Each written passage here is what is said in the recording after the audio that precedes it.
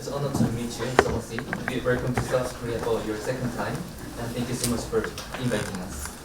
We are 8 counties in the administration, semiconductor utilities, and clean room engineering is made. South Korea for your second time, and thank you so much for inviting us. Semiconductor utilities and clean room engineering in his company does. His company annual income of his 28 last year. We launched the Africa Green Industrialization Initiative to promote the growth of clean energy that is going to assist in manufacturing and seize the economic opportunities within the global transition to energy transition. This can be achieved by mobilizing $1 trillion from public and private finance by 2030. And I say this in the context that all of us agree that there is now need to be a convergence between the renewable energy potential we have in our continent, the enormous mineral resources and raw materials we have in Africa, and the huge human capital that we have in our continent, to be able to converge with the technology that is available in countries like Korea and capital that is available in countries like Korea to give us a win-win outcome where we can produce sustainably green products using African resources, technologies from elsewhere, and capital mobilized collaboratively to have production and consumption that is in harmony with nature and our planet. All of us agree that there is now need to be a convergence between the renewable energy potential we have in our continent, the enormous mineral resources and raw materials we have in Africa, and the huge human capital that we have in our continent, to be able to converge with the technology that is available in countries like Korea and capital that is available in countries like Korea to give us a win-win outcome where we can produce sustainably green products using African resources, technologies from elsewhere, and capital mobilized collaboratively to have production and consumption that is in harmony with nature and our planet.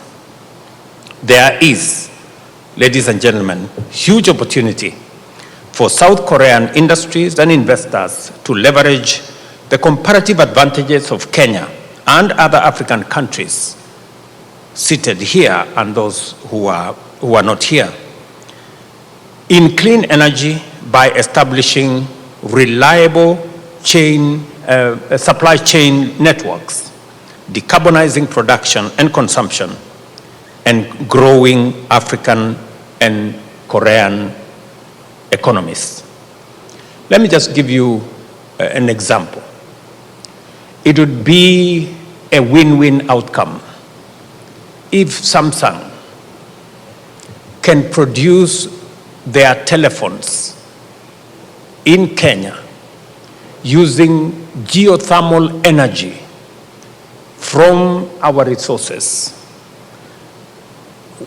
with Kenyan young people with a median age of 19 working in those industries and using raw materials of minerals from our continent and exporting it globally.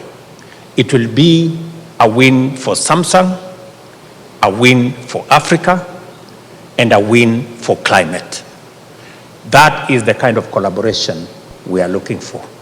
Thank you very much. His Excellency President William Ruto, thank you. We can no longer deny that the world is in the grip of a massive climate crisis everywhere.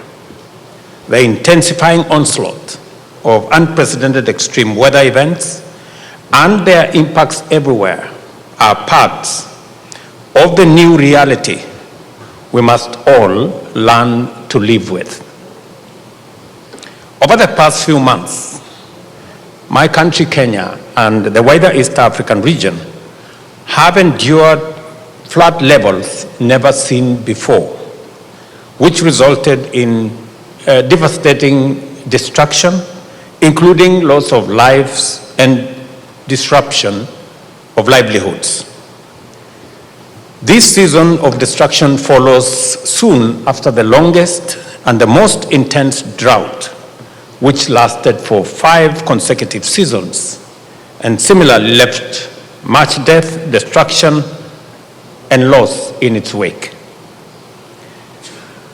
However, even in the context of these very devastating effects, Kenya is largely a clean energy country with over 93% of our national grid generated from renewable hydro, geothermal, wind, and solar sources. I say this because Korea and Korean industries are our partners in a number of projects that have contributed to this achievement.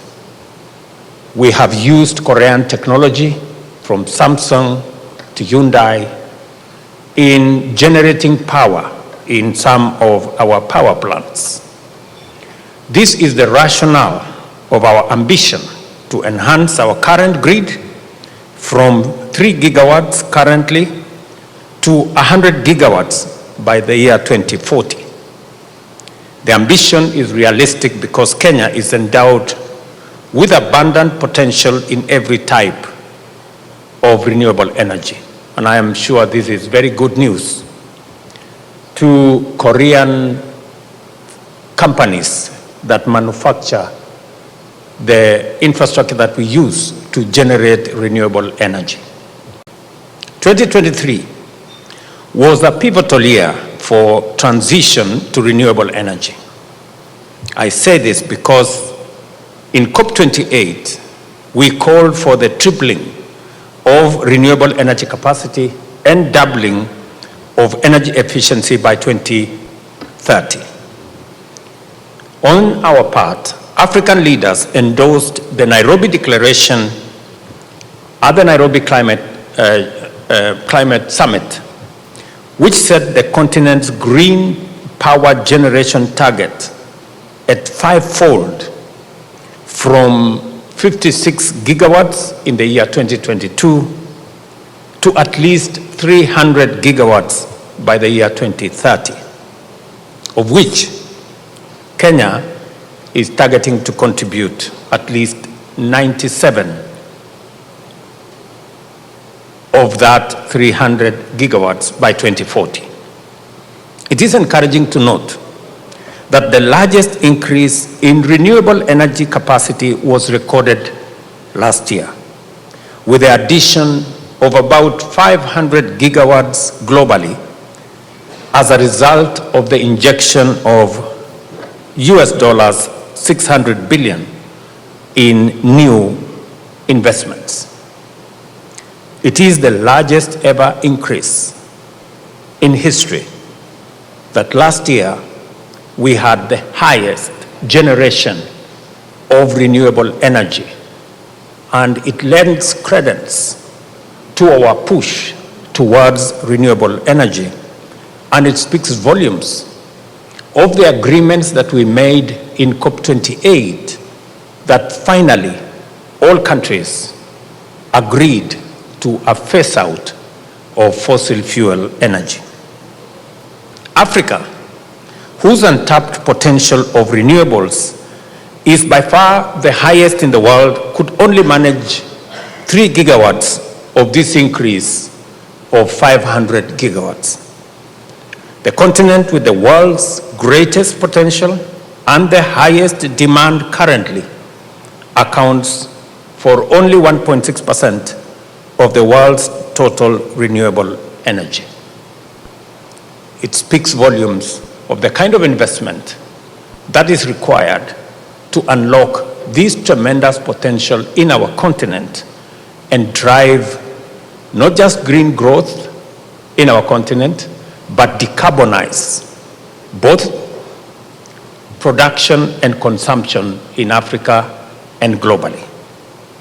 And that is why, again, at COP28 last year, we launched the Africa Green Industrialization Initiative to promote the growth of clean energy that is going to assist in manufacturing and seize the economic opportunities within the global transition.